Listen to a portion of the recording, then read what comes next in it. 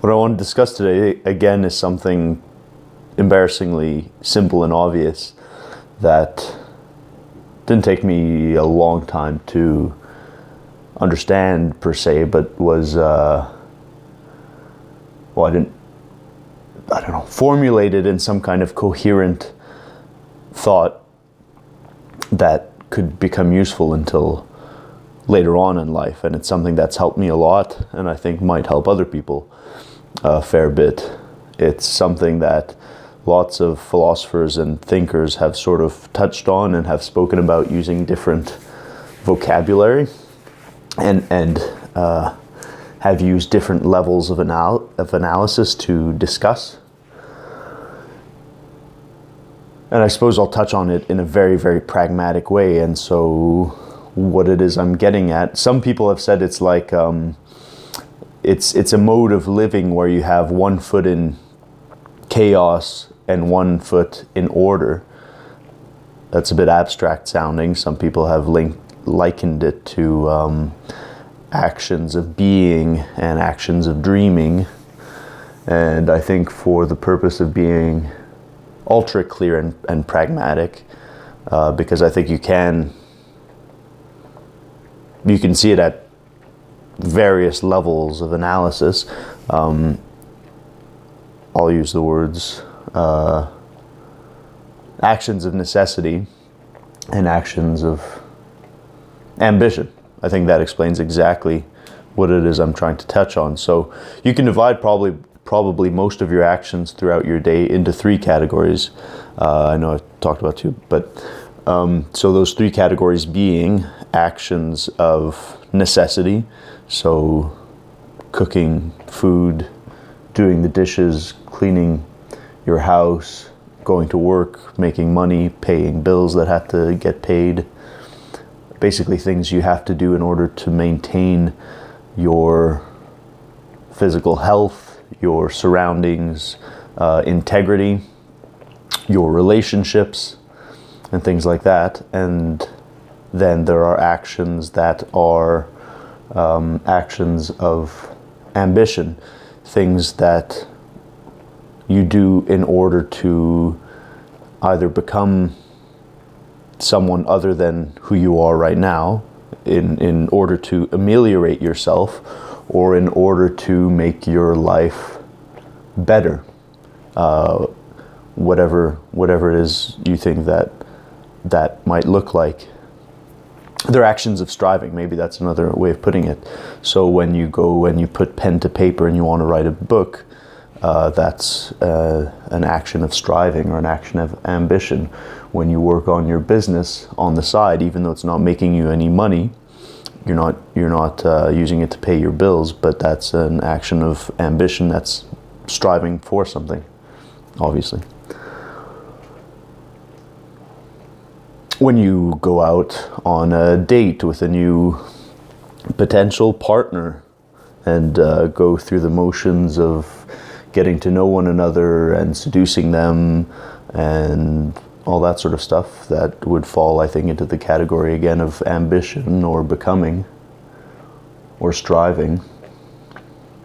And then the third category is a category that I want to throw out and forget about, because my channel's called Not Doing Nothing, and it's essentially actions that are, well, not really doing anything. They are, but they're actions of just doing something that is a good in and of itself or feels good for its own sake. That's not keeping you in your current state, nor is it taking you anywhere else. It's playing video games, it's having sex, it's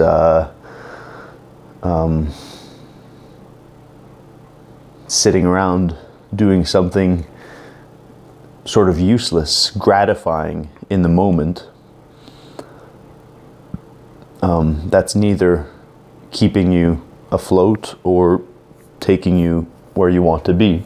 And I don't think there's anything wrong with that. I think that simply in this day and age of video games and sexual gratification at the push of a button, and obscene comfort, it's easy for people to fall into the category, to fall into spending most of your time just living out those actions.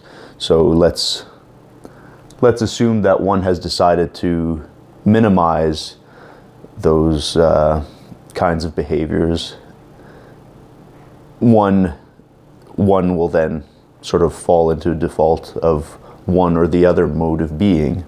Or if you're someone who's really well aligned, like my girlfriend is, who's kind of a superhuman, she just naturally does both really, really well. She's highly conscientious and works very, very hard at both things. When she's home, she's cleaning, she's making sure that everything is up to snuff, up to the standards that she would like to have them. And then she's continually pushing and striving for things in her life to move forward in terms of business, in terms of education, in terms of her work. So lucky her, but I'm someone who's struggled a great deal with that, who throughout my life has vacillated constantly between one or the other, along with the third option, but let's forget about that for now. So either I was just fully enthralled in the act of ambition. That's I would say for me, that's my general MO, is to be in this place of striving where I'm going to let everything around me fall apart. I'm going to sit around in my underpants and try to build a business while things around me sort of corrode and fall apart. My dishes pile up and I don't pay bills and things just sort of fall apart, and eventually I become so suffocated by all these alarms calling for my attention that I can't actually go forward, and therefore I don't ever achieve anything that I want to achieve. And then I make a 180-degree switch, and then I go into the other mode of being, which is just taking care of the necessities, and then I put things back together, and then I just sort of fall into that for a while, thinking, okay, now I've got my shit together, I'm paying my bills on time, I'm doing my laundry, everything's sort of good, but I'm entirely neglecting the other side of the thing, and soon enough I rebel against myself because I can't stand that sort of mode of living, and then I do quite a radical shift again and pivot 100% to the other side, and then I'd say I've spent most of my 20s bouncing around back and forth from one to the other and have very little to show for it. Nothing overwhelmingly positive has come of it. And so though it seems highly obvious, it's helped me a lot in the recent little bit of time to be cognizant of it and stay aware in a meaningful way of the fact that I need to sort of straddle the line. I sometimes make lists daily where I actually put, I put a line down the middle, and then I put the two categories. It's funny that I haven't actually given a name to either categories up until now. Really, I keep on changing. Anyway, that doesn't matter. And then I try to find out what exactly do I need to get done today to maintain things. My dog's panting a lot. Penny. And like walking Penny, that's a necessity.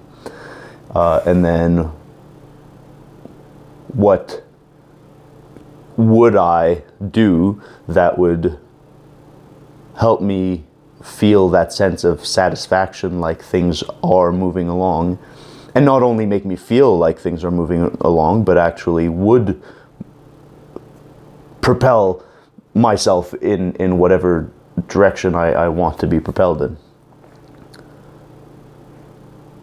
So, and I would suggest to anyone who feels like they might have an issue with that and hasn't really thought about it in that kind of clear-cut black and white way, that they might want to develop some kind of habit of really reflecting on their life in that way, whether it's by making a daily list or a weekly list, or just by keeping it in their head. I don't always do the list thing. Sometimes I just sort of I'll even speak to myself. I'll be doing a certain action and I'll be going, oh, this is an action of necessity.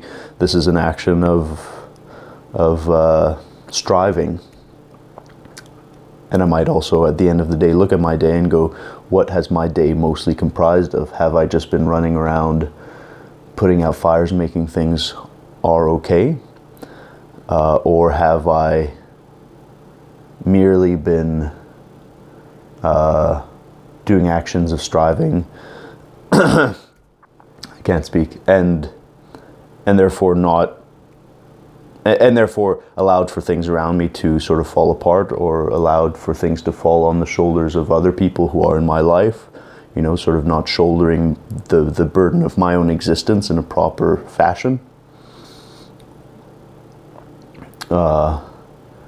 And then that helps me correct my next day and so on. So that's basically it. Lots of philosophers have and thinkers and psychologists have thought about it in different ways. Maybe one last point. If you're going to give an ear at all to what modern psychologists seem to be saying about happiness, is that there is no such thing as just happiness.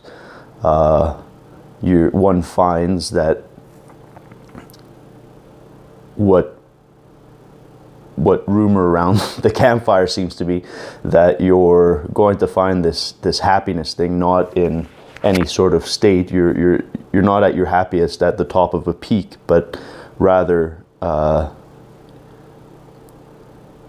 you're going to find satisfaction as you climb each peak. So actions of becoming and striving are very, very important, because it's in that becoming, it's in that changing, it's in seeing yourself going forward that you're going to feel your best. And so you might think, okay, I should prioritize that, like I've naturally had a proclivity towards, but if you neglect everything else is going to collapse around you, and you're not going to actually be able to maintain that forward momentum at all. And in fact, you might move back 10 steps, which has often happened to me. So that's it. That's a long way of explaining something probably really simple and obvious to most people, but maybe there's someone out there like me who struggled and still does struggle with this kind of stuff. So, cheers.